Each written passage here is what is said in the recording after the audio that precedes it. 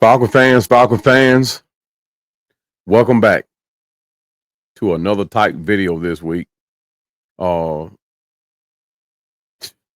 I don't know what to say. I just hope y'all see where I'm coming from and why the video that I posted last week, uh, why that video came out. A lot of people now are now giving me the accolades of calling it for what it is. Uh, and I'm gonna tell you, I don't do this for clout.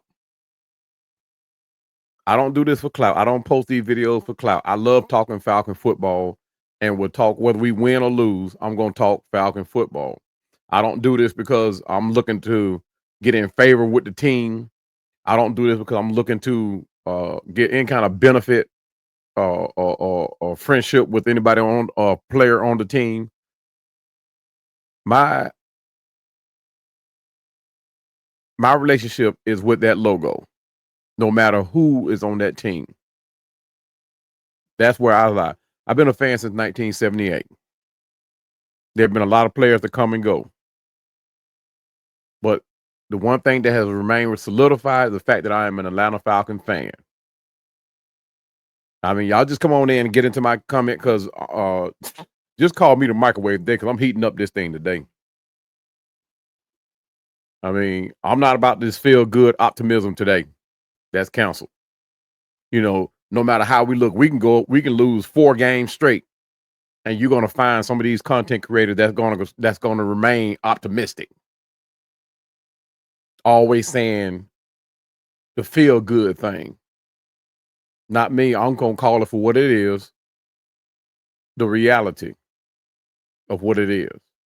And don't get me wrong, there's a feel good story all over this Atlanta Falcon team. I mean, you got Kirk Cousins at his age coming back from an Achilles injury, being able to play. You got the late round draft picks that we got in the draft that are probably a steal to me, in my opinion. We stole these guys in the draft, and Brandon Dorless and Ruka Rojo. The second chances that we're giving to Darnell Mooney and Ray McLeod. Let's not forget Grady Jarrett's comeback from his injury at his age. Oh, and let's not forget, I mean, we done brought in Coach Raheem Morris with his return to the Falcons and his full tenure for us as Atlanta Falcons head coach. As fans, every game we look for standout plays from certain individuals, and not from everybody. But it's sad to say, when you go back after the game and look for highlights of what we did, you can't find any. Why? Because there aren't any. I mean, yes, Bijan ran the ball, a couple of good times. Kirk Cousins made a couple of good throws to Drake London. But that's it. There was nothing else stand out about the game whatsoever. Nothing. All the highlights was of what the Broncos was able to do to us on both offense and defense. Yeah, y'all come on in today. I'm ready today. Now, before y'all come at me with your thoughts, we can lie to ourselves all we want. But when are we going to talk reality? When are we going to talk real football? As Falcon fans, I mean, we can say, oh, my team is this, my team is that. Yes, I'm going to always say my team is better than yours. I'm going to say my Falcons are better than yours. But at the same time, too, I'm going to hold accountability when we fall short of expectations. And y'all can say, well, this is not a divisional game. It does not matter. Well, let me tell you guys, all games matter. All games matter, division or non-division. You don't think other teams are going to go back and pull up this game? Other teams down the schedule, they're going to pull up this team and say, how did the Denver Broncos beat Atlanta like that? You don't think they're going to go back and pull up the Seattle Seahawks game and see how they beat us? Of course they will. That game today was very decisive. And whose responsibility was that? I'm gonna tell you, everybody that falls under the Terry Fontenot umbrella. Terry Fontenot put this, to me, he gets a pass. Terry Fontenot gets the pass. Now, he may have made one, I'm not gonna say it was a critical decision, but he made one decision that I had hope that he had took advantage of. He did not trade Kyle Pitts at the trade deadline, where he should have. But I'm gonna get into that later. So y'all stay tuned with me. So I'm gonna get into that later. But most of these teams left on our schedule. Excuse me. We have 6 games left. And most of these teams are pretty decent outside of Carolina Panthers and the Las Vegas Raiders. And by the way, the Raiders, contrary to their schedule, got 2 tight ends that are balling this season. And you say, well, Cowboy, why is that important? What? Those 2 tight ends are balling. And it's important because Atlanta Falcons cannot stop tight ends. It doesn't matter who that tight end is. We have yet to stop tight ends. From Cotton with the Tampa Bay Buccaneers to even injured what's his name over there with the Saints. Y'all know who I'm talking about. He's been injured all year, and they brought him back just for us.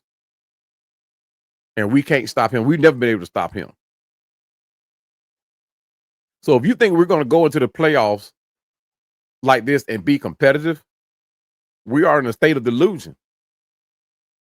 Just because we outran the NFC South, that's if we're still able to do it. After the day, I don't know. I'm pretty sure Tampa Bay is looking at today's game and today's schedule and licking their chops, thinking they have a chance. Just because we outrun the South. Guys, that's no feat. Tampa Bay won the division at 8-8 and still went to the Super Bowl. We were destined to win the South. We're supposed to win the South. We were supposed to win it last year. And for Raheem Morris to come out and say, there is no game that will ever define you. Newsflash, coach. This is not the only game you lost like this. With the expectation that we had this year, with what we have on the line, who we have on the team, who we have as a coach, it should feel different. It should be different. Now, we can handle a loss. As fans, we can handle a loss. We've lost some games. But it's how you lose overall that tells other teams how you are as an organization. Now, when the Falcons schedule first came out, now I'm just guessing. I'm not saying this is how it went down, but I'm going to tell you how I think it went down. There are a lot of teams that went down that schedule and said, hey, this is going to be a good game against the Falcons. This is going to be a tough game against the Falcons. And with the way we're playing now, they're probably re-looking at this thing and say, hey, we got a better chance than we thought. It's not going to be as tough as we thought. If I'm on the opposite side of the Falcons, yeah, I would say the same thing with the way we look. I mean, we must admit, we got steamrolled today. We got manhandled. We got outcoached. We got bullied. We flat out got our behinds handed to us. I mean, leave it to the Atlanta Falcons to have Bo Nix looking like he's some type of Peyton Manning, John Elway prodigy. The man almost threw for 400 yards today, man. That is crazy.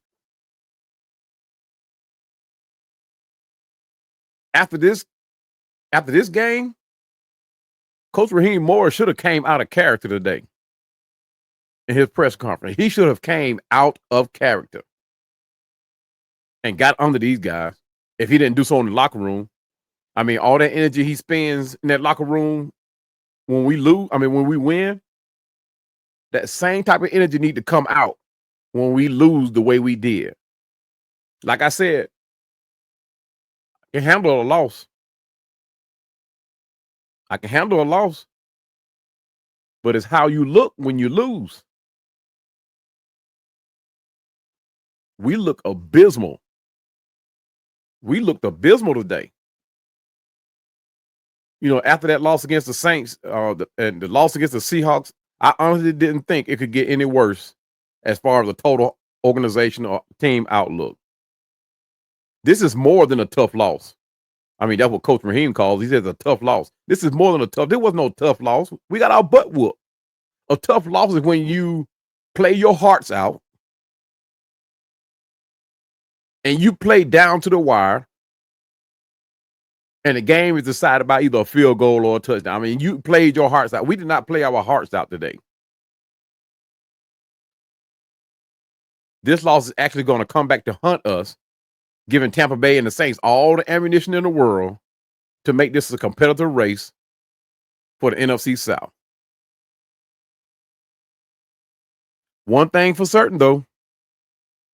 One thing is for sure. We can't blame Koo for this one. But one thing, two questions that come about when for this game. Two questions. Are we truly ready to be competitive in the playoffs? Are we ready? The other question is, I don't know how many of you guys saw Raheem Morris's post-game conference today, but his exact words were, our leader and general is sitting right there. Now he's ready to deal, and so we will be. What do you guys think he meant by that? I'm going to say this again. These are the words of our head coach now.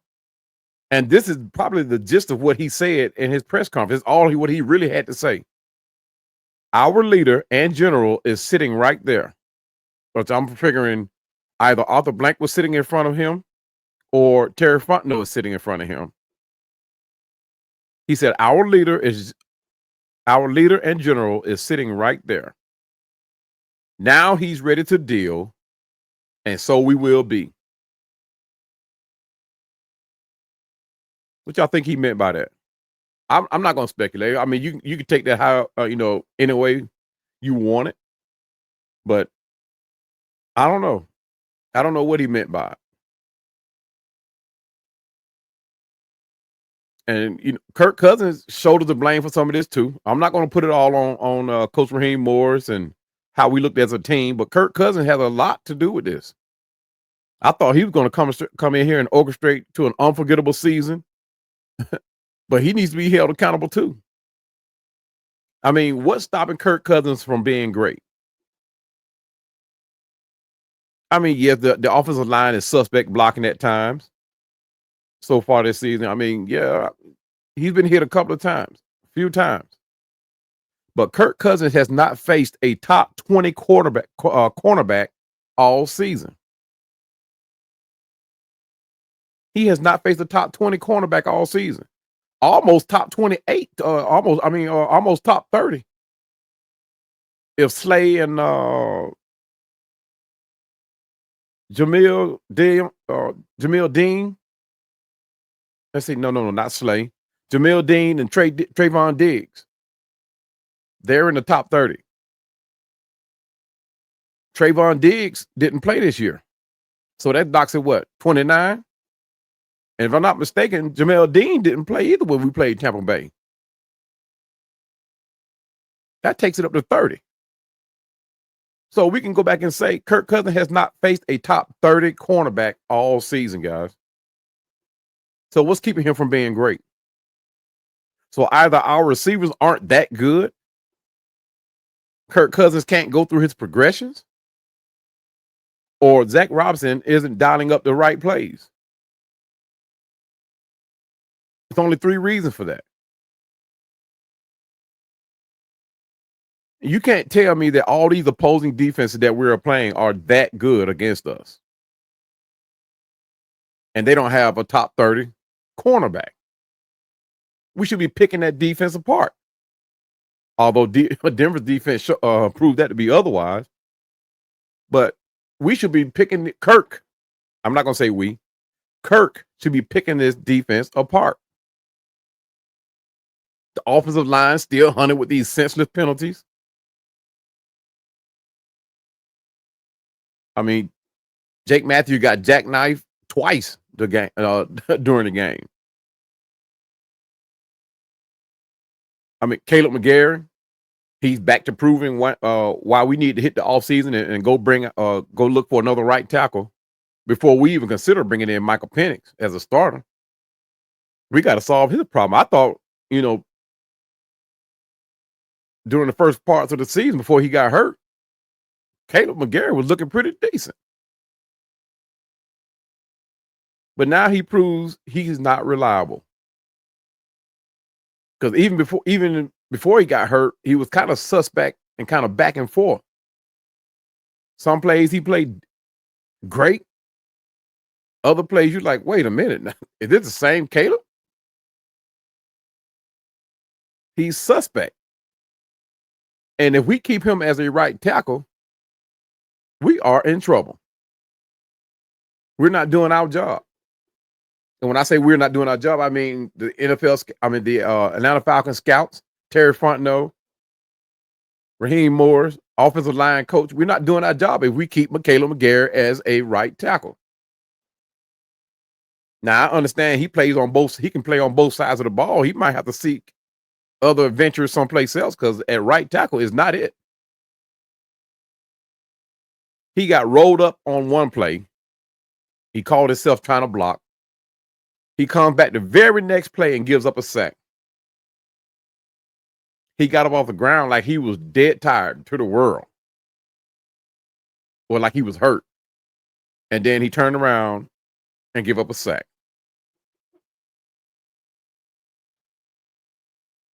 I mean, Jimmy Lake and his use of his players his player decisions on the field, I just don't understand it. We potentially have 3 Pro Bowl players in the secondary. A.J. Terrell, Justin Simmons, and Jesse Bates. So you mean to tell me with the likes of those 3, barring who's on the other side, with Michael Hughes and Clark Phillips III, or whoever else we put over there, Brooks, barring who we put over there, you mean to tell me those 3 can't stop the passing game of an opposing defense? Not even slow them down?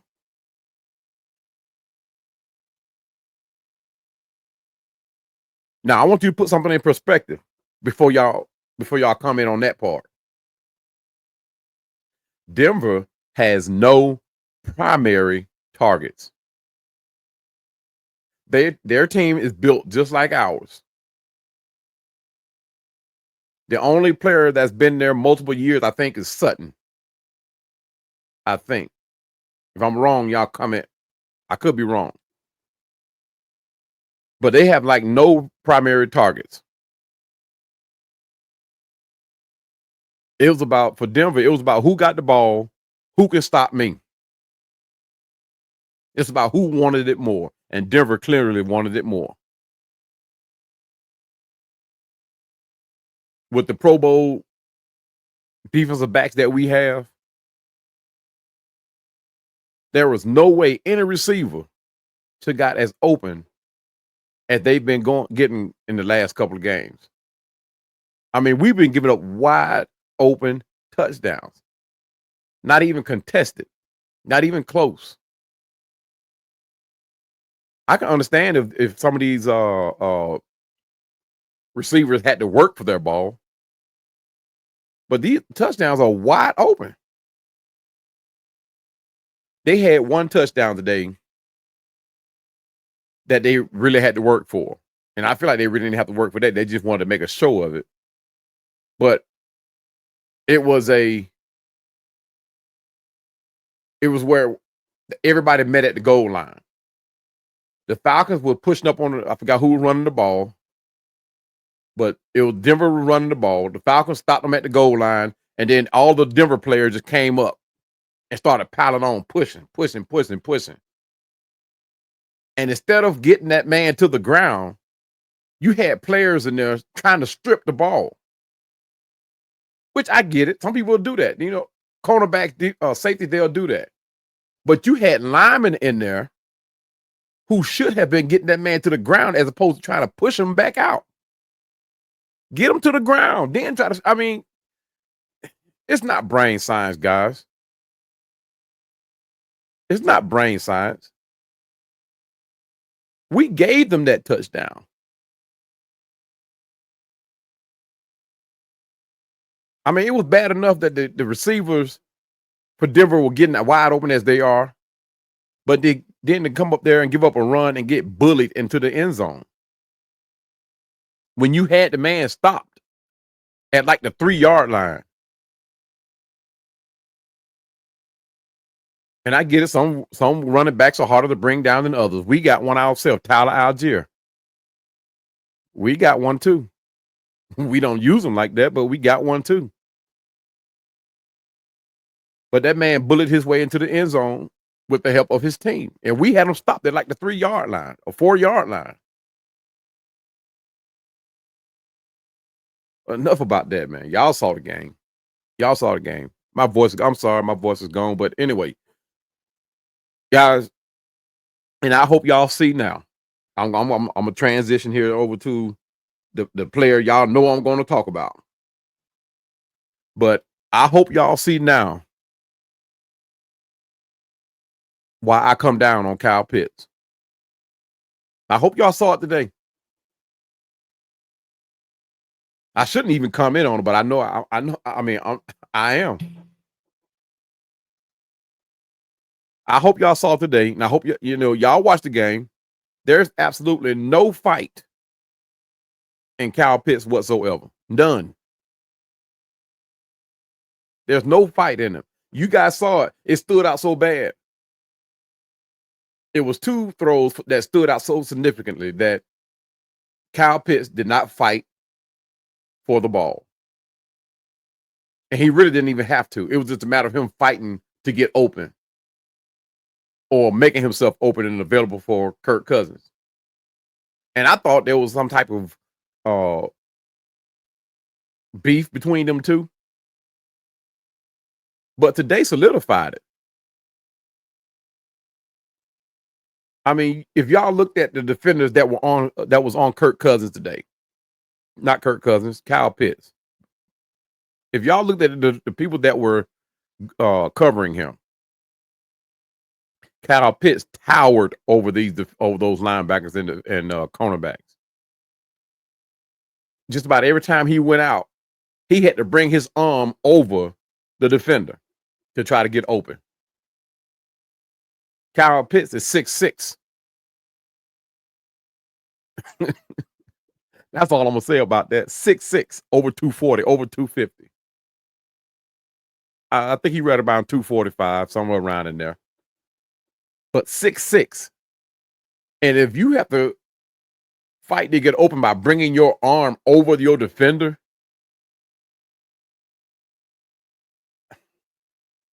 y'all saw the game. I'm done with Kyle Pitts. I mean, just the way he walks. Just the way he walks. I don't like pigeon-toed athletes anyway. Y'all not going to get that. But all that show short video that they showed where he was working out with different receivers in the offseason, where's that footwork? Because clearly he runs now like he got cinder blocks on his feet. Where's that speed, that 4.5 speed that he's supposed to have?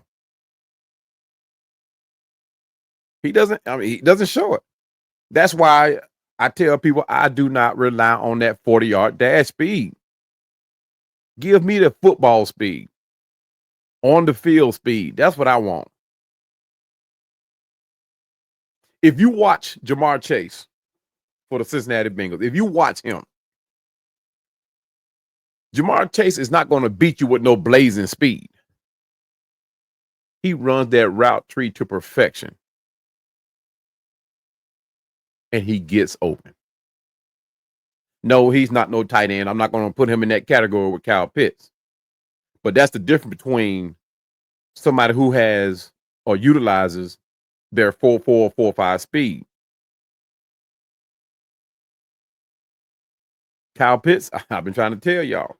Now, I've been listening to all the excuses y'all gave him. I even went back and said, okay, he can create an imbalance for us. He can create a problem for the defenses if we use him.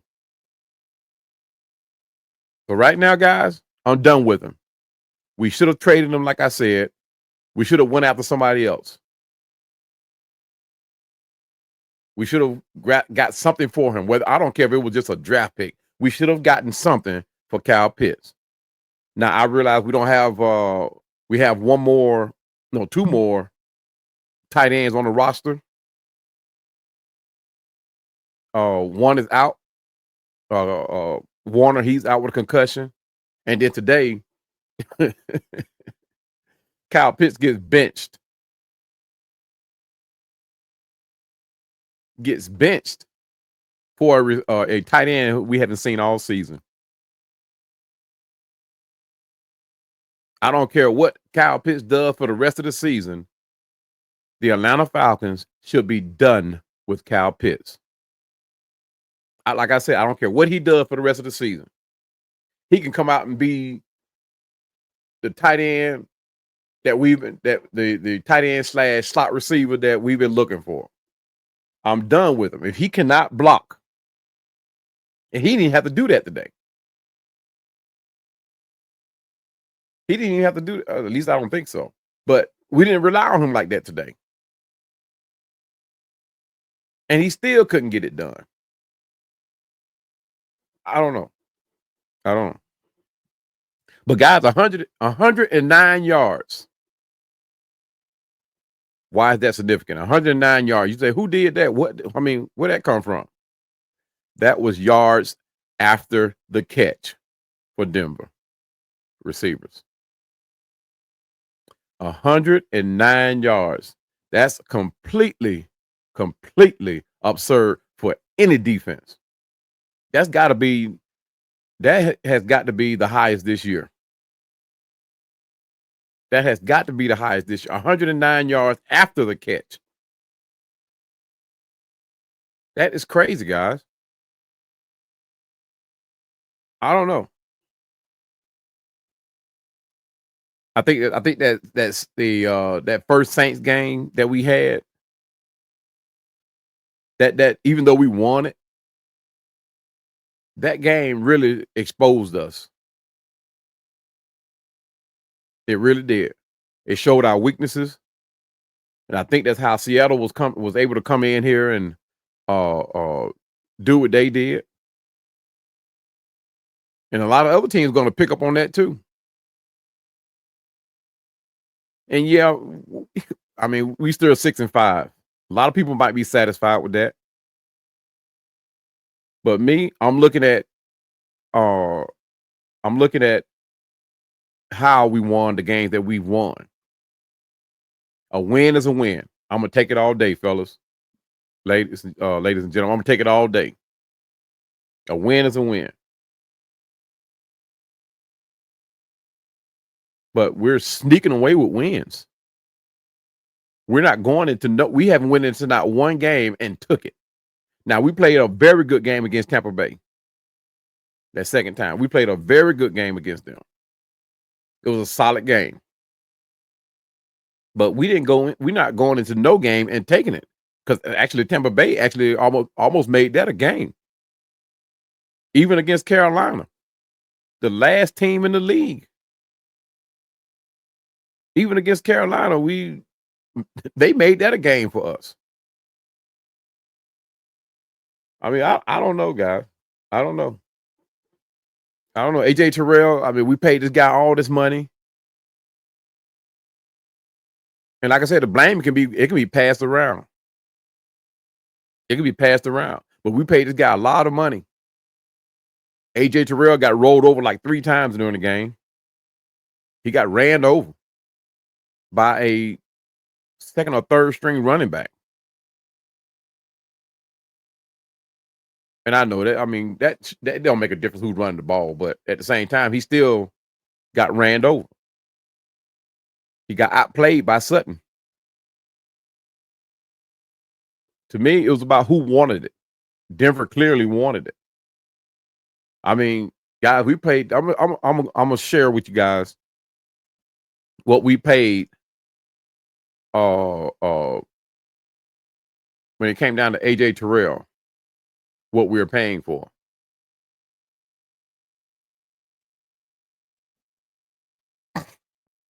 Show you what we're paying for. Guys, this is what we're paying for. These are all his games. Okay? All 11 games. And you see the INT right here in the top right corner, right beside my logo here. You see how many he got? 2. 2. Look at what's even more importantly, pass defenses.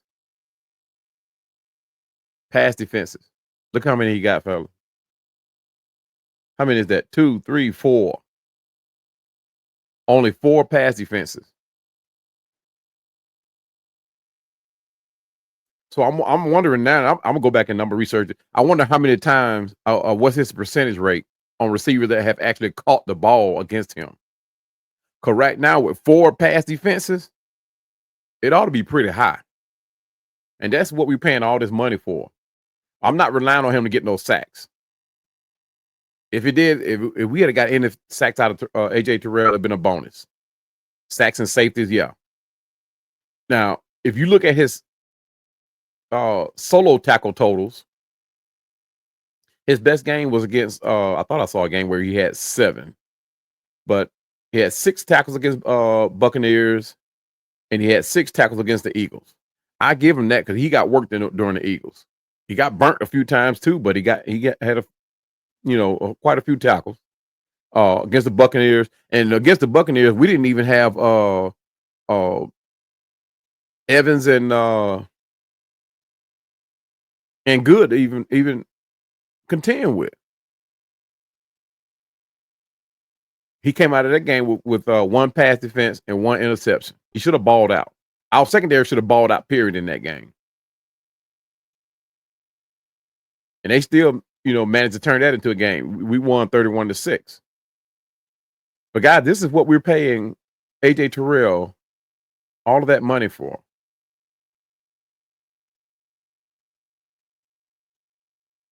His best performance came against the Eagles. He got worked during that game. And since that game, everything just steadily declined. Like he had the 6 tackles against Buccaneers. 1 was assisted, but everything just steadily declined all the way up to the Broncos game. God, that's what we're paying all that money for. He is not that shutdown corner that we thought he could be or we want him to be. Is he a good corner? Yes. He's a very good corner. He's a very good corner. And I'm going to show you one more thing that we need to take in consideration. And guys, when I tell you that the rest of this schedule is not as easy as we thought. It's not as easy as we thought. So after the bye week, we got the Chargers. I just got through watching the Chargers game. They played the Cincinnati Bengals, and guys, we're going to have our hands full on this game. McConkey, the former Georgia Bulldog receiver, went off. The man had 3 receptions for 100 and I'm going to say like 20 something yards. 3 receptions. I think it ended up being like 4 receptions. I don't know. Don't remember. But he went off. The Vikings are still playing pretty good ball. The Raiders, like I said earlier, those 2 tight ends, no matter which one they put in, they can catch the ball. We got the Giants, who we say I can't comment on the Giants. I haven't seen them play this year, but as far as their schedule wise and who they played, they're playing pretty decent for the Giants and for what they're going through. The Commanders, not going to be a pushover team, but that boy Jaden Daniels playing lights out, and he's playing with banged up ribs, patched up ribs. So that O line has to keep him clean, keep him upright. And then the only game that we supposedly go ahead and pencil a win against is the Panthers. But 5 of the last 6 games that we have, guys, are actually going to be competitive for us. Barring the Raiders, I say 4 of the last 6 games is actually going to be competitive. I mean, you have to say that because, and I hate to say that, but the way we are playing, the lack of the pass rush, the lack of the pass rush, the lack of the push that we're getting, the push that we saw when we played the Philadelphia Eagles. I mean, we went into Philadelphia and played in one of the most hostile environments that you can play in, and took that win from them. We should have fed off of that energy from that game and just ran through the rest of this schedule. We should have ran through it. Nobody should have been able to match the energy that we have coming off of that Philadelphia Eagles win. Now, Denver is not an easy place to play in. Anybody can go in there and suffer a loss. But it's the way we lost. I keep saying that. 38-6, guys. Denver defense is good, but they are not that good. They are the most penalized team in the NFL. And yes, they did. The referees did miss a couple of the calls for us. But that's why I always say that we need to keep it out of the referees' hands. Make plays to keep it out of their hands. Go down, score, and score often. Keep that ball moving.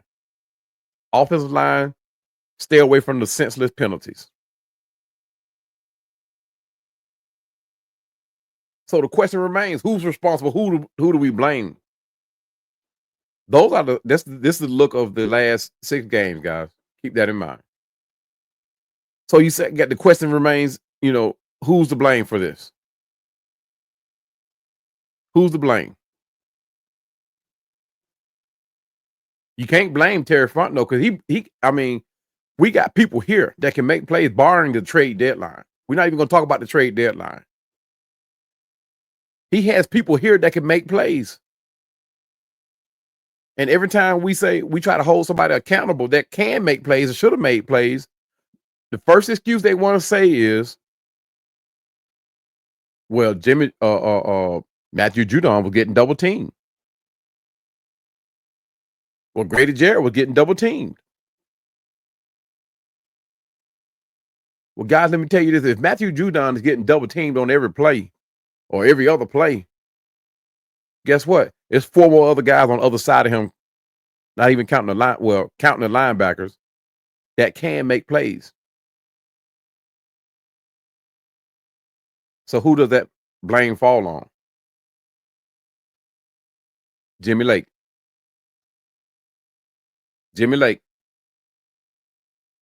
I know y'all saw today where it seemed like I think it was after the halftime where it seemed like we had a little spark going.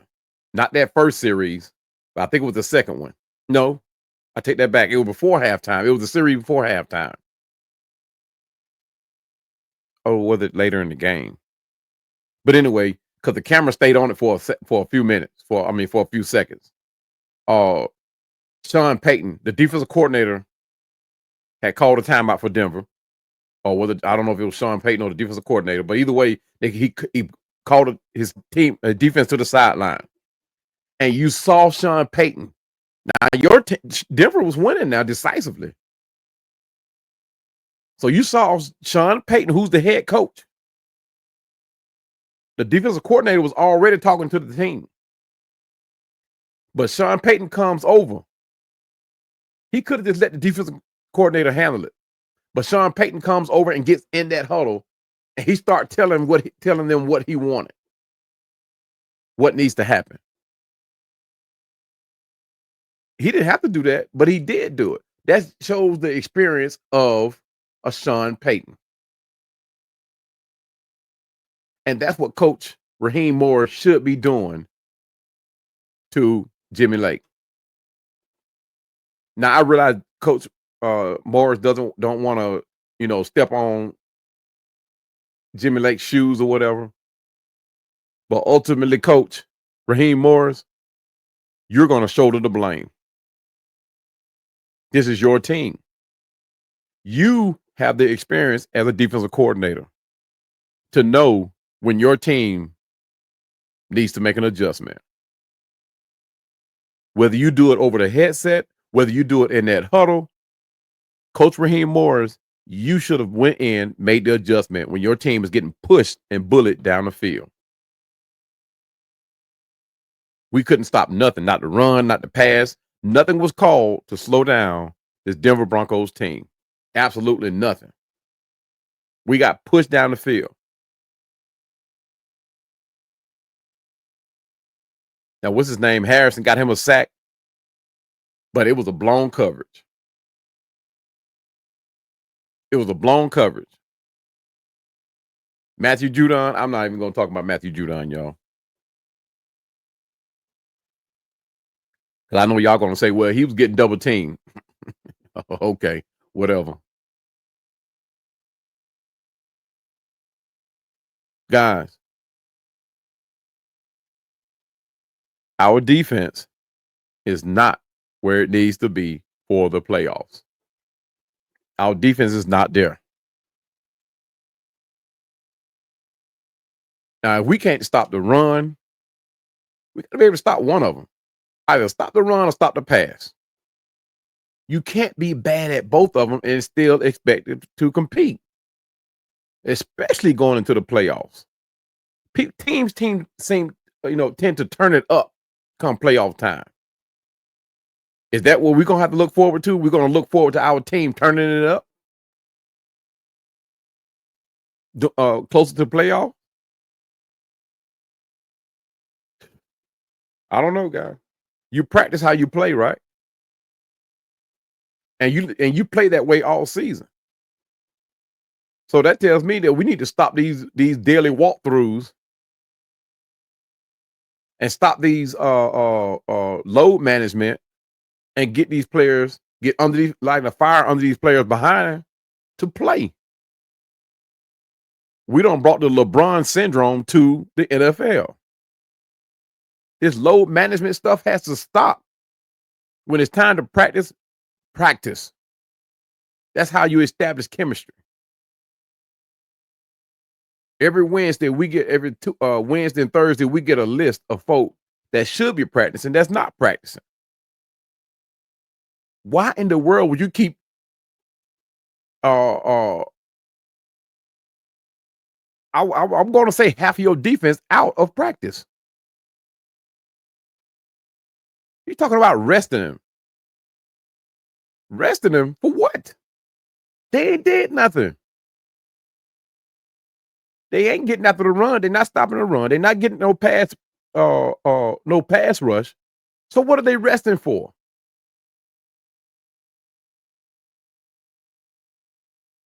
We got to get this thing in gear, coach. Why are you resting these players when they have not done nothing for you?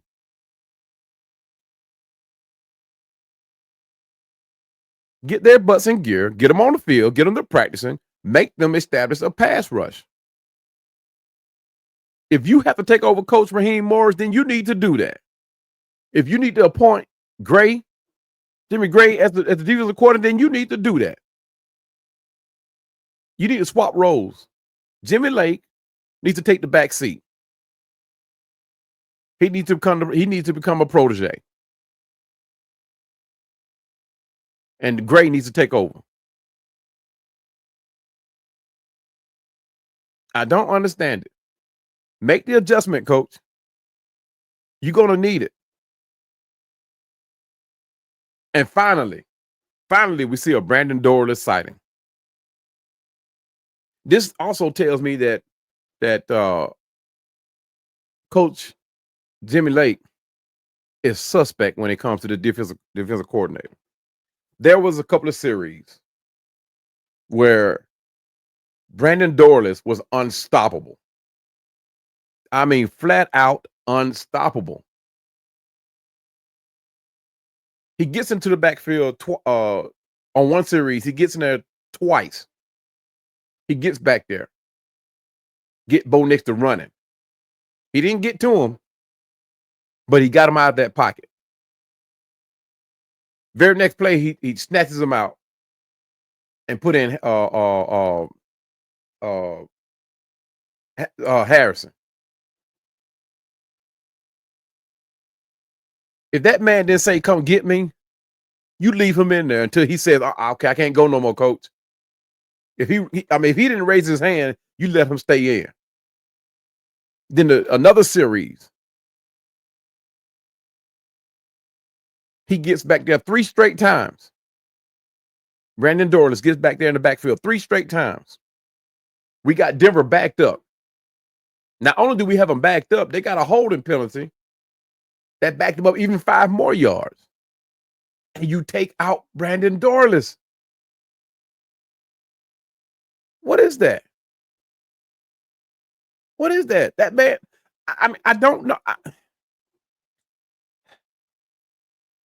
I need a red cup moment, y'all. I need a red cup moment.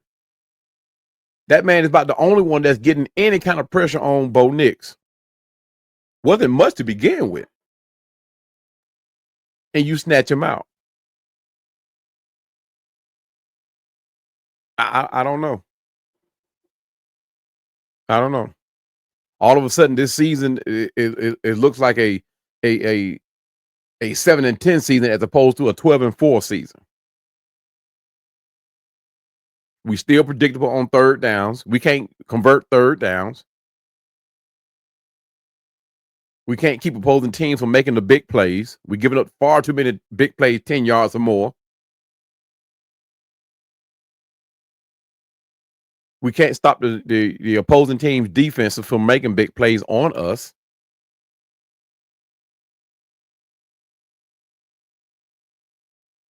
Me, myself, if Cousin was looking the way he was looking coming out of halftime after that first series, and we didn't do nothing, all of what, 8 seconds? Okay, it might have been 10 seconds. But we didn't even get a first down. And we had to punt. That next series, it would have been a Michael Penix sighting. It would have been a Michael Penix sighting.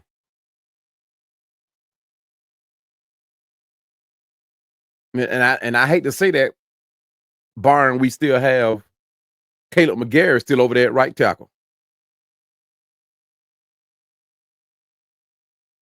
The game was it was out of hand, or getting to be out of hand at that moment anyway.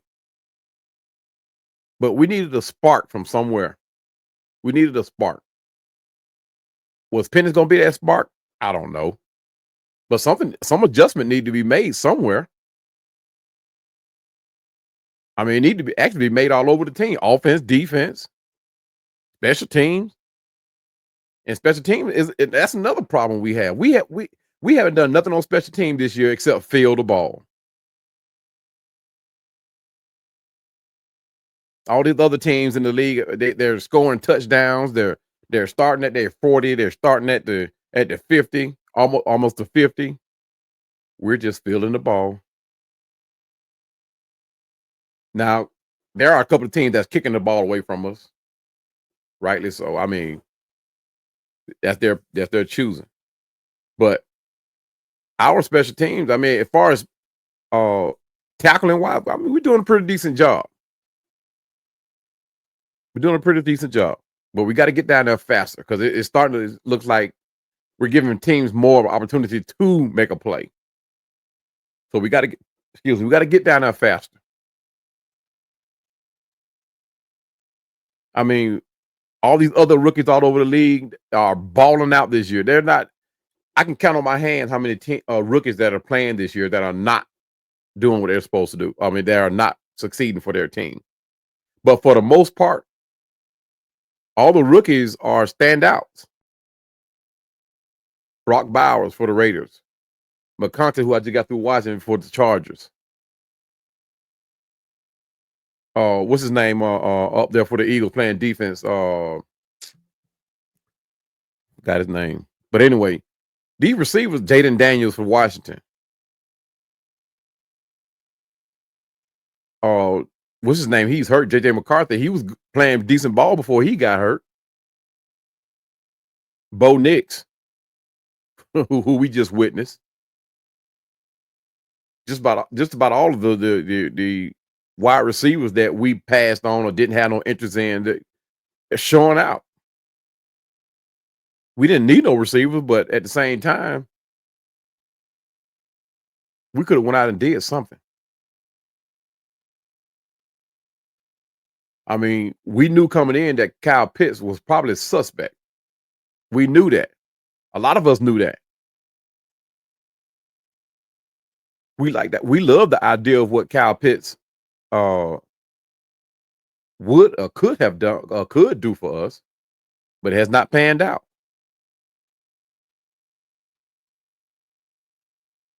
But guys, I mean, I don't know. I don't know. This game today is more than a sour taste.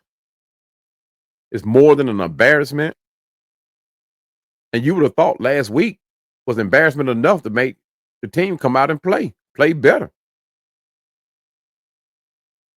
I mean, somebody has to light a fire. Not Kyle Pitts.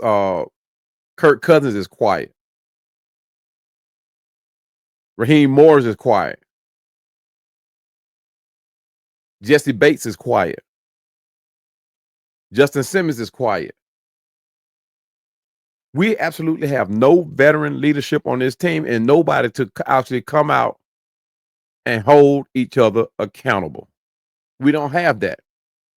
Y'all remember last season when we had Calais Campbell and the defense started slacking?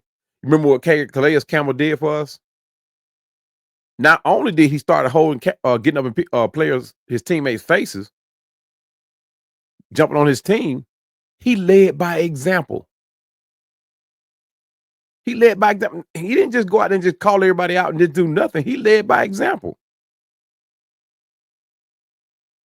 I don't understand yet why we haven't seen Rashad Evans. Why Calais Campbell even got let go. He should have been back just for the leadership, period. The man was still performing at his age. Kirk Cousins is not that guy to jump up in nobody's face to make them play better. He's not that guy. He's worse than Matt Ryan. At least Matt Ryan did that. Kirk Cousins hasn't done it yet this season. Matt Ryan did do that part. If Matt Ryan got tired of being on his butt, on his backside, you can best believe he went to that sideline and chewed somebody out. Matt Ryan did do that. Kirk Cousins hasn't done it yet. He is not going to do it. He's never been that type player or teammate. But we don't have no veteran that will do that. Not even Jesse Bates, and he's probably the veteran on this team. Jake Matthews, he is a veteran on this team. Justin Simmons, He hasn't been on this team long, but he's still a veteran. He's been in the league. He knows what it takes to win. He knows what it takes to step up.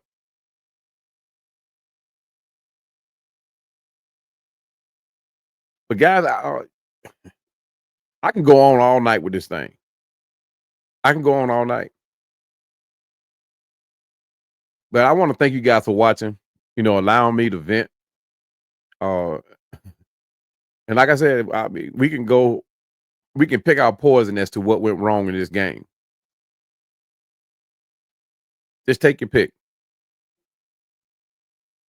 I may have went on a rant today, but it's only because I want better for our team. Our team is better than this, far better than this. Stat wise or otherwise, our team is better than this. Like Raheem Morris said, one game isn't going to define us. One game is not going to define me as a fan. I'm going to still defend this logo to no ends. It's not going to define me. But I will call it like it is. Reality does need, at some point, reality needs to set in with our team. And nobody's going to hand us nothing. We got to go take it. And so far this year, we have not done that with no team. But guys, once again, thank you for watching. Hit that like button if you like this video. Drop your comment as always. If I missed something, call me. Drop a comment. If you agree to disagree or agree to disagree, drop the comment. But hit that like button. Pass this video around. Share it. Hit that notification bell. And guys, no matter what, we still got hope for this play for our Falcons in the playoffs. We still got room to make improvements. And we hate to say this at week 11, week 12. What is this? Yeah, week 11, going into the bye week. And Raheem Moore said every press conference, we're going to go back and look and see what we make adjustments. We should have made adjustments a long time ago, Coach. But guys, I'm gonna knock it off. I'm gonna knock it off. Like I said, I can go on all night with this thing. But guys, no matter what we do, we're gonna always continue to rise up. That's what we do. Peace.